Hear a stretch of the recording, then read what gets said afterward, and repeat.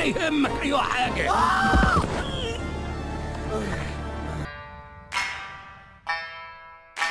حتى الآن الزمالك وتعامل محمود علاء في الكرات العالية، وادي أمامنا هنا الخطأ في التمركز والونش وفرصة وممكن هدف التعادل. يأتي هدف التعادل بعد كرة.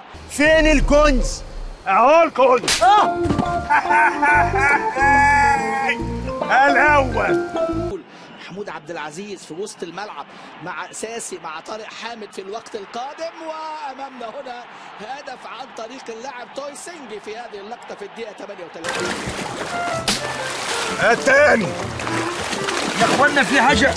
امامنا هنا من جانب اللاعب توي سينجي الخطير، ونيكولاس داخل في العمق، وادي نيكولاس، ومش ممكن يا جماعه، مش ممكن. اهو يا سيدي اهو.